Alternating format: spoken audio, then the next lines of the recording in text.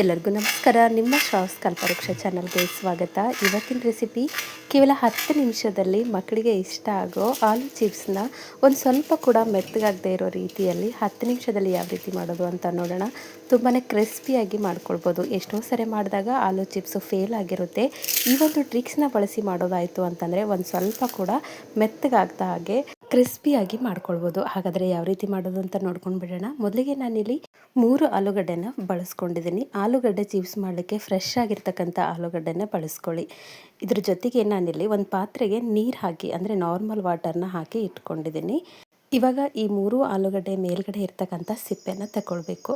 ಅಂದರೆ ಆಲೂಗಡ್ಡೆ ಮೇಲ್ಗಡೆ ಇರ್ತಕ್ಕಂಥ ಸಿಪ್ಪೆನ ನಾವು ನೀಟಾಗಿ ಪೀಲ್ ಮಾಡಿಟ್ಕೊಳ್ಳೋಣ. ನೋಡಿ, ಈ ರೀತಿ ಒಂದು ಪೀಲರ್ ಸಹಾಯದಿಂದ ಸಿಪ್ಪೆನ ಬಿಡಿಸ್ಕೊಳ್ಳಿ. ಈ ರೀತಿ ಬಿಡಿಸ್ಕೊಂಡಾದಮೇಲೆ 3 ಆಲೂಗಡ್ಡೆ ಸಿಪ್ಪೆನ ನೀಟಾಗಿ ಬಿಡಿಸ್ಕೊಂಡಾದಮೇಲೆ ಇಲ್ಲಿ ಒಂದು ಟ್ರಿಕ್ ಏನು ಅಂತಂದರೆ, ಈ ರೀತಿ ಬಿಡಿಸಿದ ತಕ್ಷಣವೇ ಆಲೂಗಡ್ಡೆನ ನಾವು ನೀರು ರೆಡಿ ಮಾಡಿ ಇಟ್ಕೊಂಡಿದ್ದೀವಲ್ಲ, ಆ ನೀರಲ್ಲಿ ಈ ಸಿಪ್ಪೆನ ಬಿಡಿಸಿರ್ತಕ್ಕಂಥ ಆಲೂಗಡ್ಡೆನ ಮುಳುಗುವಷ್ಟು ನೀರು ಹಾಕಿ ಮುಳುಗಿಸಿಟ್ಕೊಳ್ಬೇಕು. ಮೇಯ್ನಾಗಿ ಈ ಟ್ರಿಕ್ನ ಫಾಲೋ ಮಾಡಿದ್ದಾಯಿತು ಅಂತಂದರೆ ಒಂದು ಸ್ವಲ್ಪ ಕೂಡ ಚಿಪ್ಸು ಎಲ್ಲೂ ಕೂಡ ಮೆತ್ತಗಾಗೋದಿಲ್ಲ. ನೋಡಿ, ಈ ರೀತಿ ಮೊದಲೇ ನೀರು ಇಟ್ಕೊಂಡಿದ್ನಲ್ಲ, ಅದೇ ನೀರಿಗೆ ಈ ಒಂದು ಆಲೂಗಡ್ಡೆನ ನಾನು ನೆನೆಸಿಡ್ತಿದ್ದೀನಿ. ಈ ರೀತಿ ಮುಳುಗೋ ರೀತಿಯಲ್ಲಿ ನೆನೆಸಿಟ್ಕೊಳ್ಳಿ. ಅಂದರೆ ಸಿಪ್ಪೆ ತೆಗೆದಿರ್ತಕ್ಕಂಥ ಆಲೂಗಡ್ಡೆನ ಈ ರೀತಿ ನೀರಲ್ಲಿ ನಾವು 10 ರಿಂದ 15 ನಿಮಿಷ ಬಿಟ್ಕೊಳ್ಬೇಕು. ಈ ರೀತಿ ಬಿಟ್ಟಾಗ ಇದರಲ್ಲಿರ್ತಕ್ಕಂಥ ಸ್ಟಾರ್ಚ್ ಅಂಶ ನೀರಲ್ಲಿ ಬಿಟ್ಕೊಳ್ಳುತ್ತೆ. ನೋಡಿ, ಇವಾಗ ಪ್ಲೇನ್ ನೀರು ನೋಡ್ತಿರ್ಬೋದು ನೀವು. ಒಂದು 10 ರಿಂದ 15 ನಿಮಿಷದ ನಂತರ ಈ ನೀರಿನ ಬಣ್ಣ ಬದಲಾಗುತ್ತೆ. ನೋಡಿ, ನಾನು ಕೂಡ ಇಲ್ಲಿ ಒಂದು 10 ರಿಂದ 15 ನಿಮಿಷ ನೆನೆಸಿಟ್ಕೊಂಡಿದ್ದೆ. ಇವಾಗ ಕೆಳಗಡೆ ನೀವು ನೋಡ್ತಿರ್ಬೋದು, ಆ ಸ್ಟಾರ್ಚ್ ಕೆಳಗಡೆ ಕೂತ್ಕೊಂಡಿದೆ. ಈ ರೀತಿ ಆಗಿರ್ತಕ್ಕಂಥ ಆಲೂಗಡ್ಡೆನ ತೆಕ್ಕೊಂಡ್ಬಿಡೋಣ.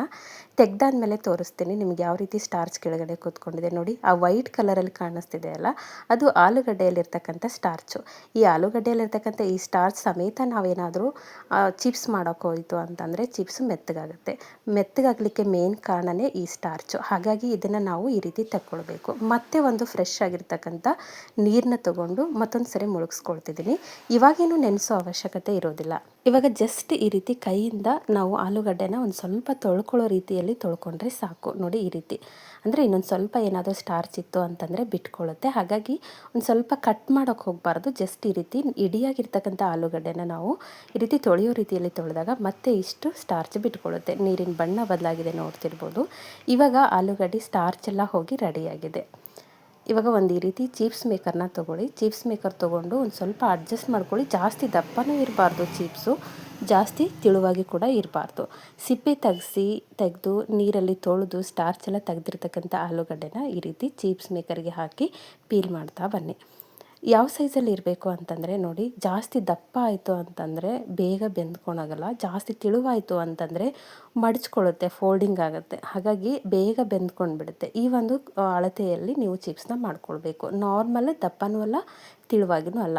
ಒಂದೇ ಸೈಜಲ್ಲಿ ಚಿಪ್ಸ್ ಮೇಕರ್ನ ಸೆಟ್ ಮಾಡಿ ಈ ರೀತಿ ತುರ್ಕೊಳ್ಳಿ. ನೋಡಿ, ಮಾಡುವಾಗಲೂ ಕೂಡ ಅಷ್ಟೇ, ಎಲ್ಲನೂ ರೆಡಿ ಮಾಡ್ಕೊಳ್ಬೇಡಿ. ಎರಡನ್ನ ಮಾತ್ರ ಈ ರೀತಿ ಚಿಪ್ಸಾಗಿ ಮಾಡಿಟ್ಕೊಳ್ಳಿ. ಈ ಸೈಡಲ್ಲಿ ನಾನು ಎಣ್ಣೆನ ಕಾಯ್ಲಿಕ್ಕೆ ಇಟ್ಕೊಂಡಿದ್ದೆ. ನಾನು ಕೂಡ ಎರಡೇ ಆಲೂಗಡ್ಡೆನ ತುರಿದಿಟ್ಕೊಂಡಿದ್ದೀನಿ. ಈ ರೀತಿ ಚಿಪ್ಸ್ ಮಾಡ್ಕೊಂಡಿದ್ದೀನಿ.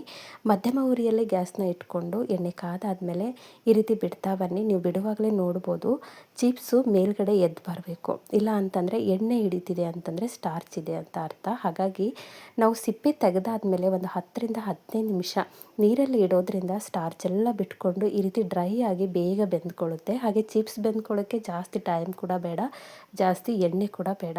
ನೋಡಿ, ಈ ರೀತಿ ಎಣ್ಣೆಗೆ ಹಾಕಾದ್ಮೇಲೆ ಮೀಡಿಯಂ ಫ್ಲೇಮಲ್ಲೇ ಇರಲಿ. ಒಂದು ಸ್ವಲ್ಪ ಈ ರೀತಿ ಮೇಲ್ಗಡೆ ಬಂದಾಗ ನೀವು ತಿರ್ಚಿ ಹಾಕ್ಕೊಳ್ಬೋದು. ಈ ರೀತಿ ತಿರ್ಚಿ ಹಾಕಿದ ನಂತರ ಸಡನ್ಲಿ ಆಗಿ ಫ್ರೈ ಆಗಿಬಿಡುತ್ತೆ. ಭಾಳ ಹೊತ್ತೇನು ಟೈಮ್ ಹಿಡ್ಕೊಳ್ಳೋದಿಲ್ಲ. ಸ್ಟಾರ್ಚ್ ಎಲ್ಲ ಹೋಗಿರೋದ್ರಿಂದ ಬೇಗನೆ ಬೆಂದ್ಕೊಳ್ಳುತ್ತೆ. ಹಾಗಾಗಿ ಭಾಳ ಹೊತ್ತವರೆಗೂ ಬಿಡೋದಾಯಿತು ಅಂತಂದರೆ ಕಲರ್ ಬಣ್ಣ ಬದಲಾಗಿಬಿಡುತ್ತೆ. ಇವಾಗಲೇ ತೆಕ್ಕೊಂಡ್ಬಿಡೋಣ. ನೋಡಿ, ಸಿಂಪಲ್ಲಾಗಿ ನಾವು ಈ ಒಂದು ಚಿಪ್ಸ್ನ ಮಾಡ್ಕೊಳ್ಬೋದು. ಎಲ್ಲ ಬ್ಯಾಚನ್ನು ಕೂಡ ಇದೇ ಒಂದು ಪ್ರೊಸೀಜರಲ್ಲಿ ಟ್ರೈ ಮಾಡ್ಕೊಳ್ಳಿ. ಜಾಸ್ತಿ ಆಲೂಗಡ್ಡೆ ಬಳಸಿದ್ದಾಯಿತು ಅಂತಂದರೆ ಎರಡೇ ಆಲೂಗಡ್ಡೆನ ತುರ್ಕೊಂಡು ಈ ರೀತಿ ಫ್ರೈ ಮಾಡಿಕೊಂಡು ನಂತರ ನೀವು ಮತ್ತೆ ಆಲೂಗಡ್ಡೆನ ತುರ್ಕೊಂಡು ಮತ್ತೆ ಫ್ರೈ ಮಾಡ್ಕೊಳ್ಬೇಕು. ಇಲ್ಲ ಅಂತಂದರೆ ತುರಿದಿಟ್ಟಿದ್ದಾಯಿತು ಅಥವಾ ಚಿಪ್ಸ್ ಮಾಡಿ ಇಟ್ಟಿದ್ದಾಯಿತು ಅಂತಂದರೆ ಬೇಗ ಕೆಂಪಾಗುತ್ತೆ ಅಥವಾ ಕಪ್ಪಾಗುತ್ತೆ. ಹಾಗಾಗಿ ಈ ರೀತಿ ಟ್ರೈ ಮಾಡಿ. ಹಾಗೆ ನಾವು ಆಲೂನ ಫ್ರೈ ಮಾಡ್ಕೊಳ್ಬೇಕಾಯಿತು ಅಂತಂದರೆ ಮಧ್ಯಮ ಉರಿಯಲ್ಲೇ ಇಟ್ಕೊಂಡು ಫ್ರೈ ಮಾಡ್ಕೊಳ್ಳಿ. ಇವಾಗ ನೋಡಿ, 3 ಆಲೂಗಡ್ಡೆನ ರೆಡಿ ಮಾಡಿಕೊಂಡು ಫ್ರೈ ಮಾಡ್ಕೊಂಡು ಬಂದಿದ್ದೀನಿ. ತುಂಬಾ ಕ್ರಿಸ್ಪಿಯಾಗಿರ್ತಕ್ಕಂಥ ಆಲೂಗಡ್ಡೆ ಚಿಪ್ಸು, ಆಲೂ ಚಿಪ್ಸು ಕೇವಲ 10 ನಿಮಿಷದಲ್ಲಿ ಮಾಡ್ಕೊಳ್ಬೋದು. ಮೇಲ್ಗಡೆಯಿಂದ ಒಂದು ಸ್ವಲ್ಪ ಉಪ್ಪು ಹಾಗೆ ಒಂದು ಸ್ವಲ್ಪ ಅಚ್ಕಾರದ ಪೌಡರ್ನ ಸೇರಿಸ್ಕೊಂಡಿದ್ದೀನಿ. ಎಷ್ಟು ಕ್ರಿಸ್ಪಿ ಆಗಿದೆ ಅಂದರೆ ಒಂದು ಕೂಡ ಎಲ್ಲೂ ಮೆತ್ತಗಾಗಿ ಬರೋದಿಲ್ಲ. ಹೇಳಿರ್ತಕ್ಕಂಥ ಮೆಥಡಲ್ಲಿ ಟ್ರೈ ಮಾಡಿದ್ದಾಯಿತು ಅಂತಂದರೆ ಆಲೂ ಚಿಪ್ಸು ತುಂಬಾ ಪರ್ಫೆಕ್ಟಾಗಿ ಬರುತ್ತೆ. ಆದರೆ ಆಲೂಗಡ್ಡೆ ಫ್ರೆಶ್ ಆಗಿರಬೇಕು, ಹಾಗೆ ಯಾವುದೇ ರೀತಿಯ ಮೆತ್ತಗಾಗಿರಬಾರ್ದು, ಹಾಗೆ ಮೊಳಕೆ ಕೂಡ ಬಂದಿರಬಾರ್ದು. ಆ ರೀತಿಯಲ್ಲಿರ್ತಕ್ಕಂಥ ಆಲೂಗಡ್ಡೆನ ಬಳಸಿದ್ದಾಯಿತು ಅಂದರೆ ಇದೇ ರೀತಿಯಲ್ಲಿ ಆಲೂ ಚಿಪ್ಸ್ನ ನೀವು ಕೂಡ ಮಾಡ್ಕೊಳ್ಬೋದು. ಈ ಹಿಂದೆ ಕೂಡ ಹಲವಾರು ರೀತಿಯ ಸ್ನ್ಯಾಕ್ಸ್ ರೆಸಿಪಿಗಳನ್ನು ನನ್ನ ಚಾನಲಲ್ಲಿ ಅಪ್ಲೋಡ್ ಮಾಡಿದ್ದೀನಿ. ಇಂಟ್ರೆಸ್ಟ್ ಇತ್ತು ಅಂದರೆ ಒಂದ್ಸರಿ ಚೆಕ್ ಮಾಡ್ಕೊಳ್ಳಿ. ಐ ಹೋಪ್ ಇವತ್ತು ನಾನು ಮಾಡಿರ್ತಕ್ಕಂಥ ಈ ಒಂದು ಚಿಪ್ಸ್ ರೆಸಿಪಿ ನಿಮಗೆ ಭಾಳ ಇಷ್ಟ ಆಗದ ಅಂದ್ಕೊಳ್ತೀನಿ. ಇಷ್ಟ ಆಗಿದ್ದರೆ ದಯವಿಟ್ಟು ನನ್ನ ಚಾನಲ್ನ ಸಬ್ಸ್ಕ್ರೈಬ್ ಮಾಡ್ಕೊಳ್ಳಿ. ಹಾಗೆ ಈ ಒಂದು ರೆಸಿಪಿನ ನಿಮ್ಮ ಫ್ರೆಂಡ್ಸ್ ಆ್ಯಂಡ್ ಫ್ಯಾಮಿಲಿಗೆ ಶೇರ್ ಮಾಡಿ. ನಾಳೆ ಮತ್ತೊಂದು ಹೊಸ ರೆಸಿಪಿಯೊಂದಿಗೆ ಸಿಗೋಣ. ಧನ್ಯವಾದ.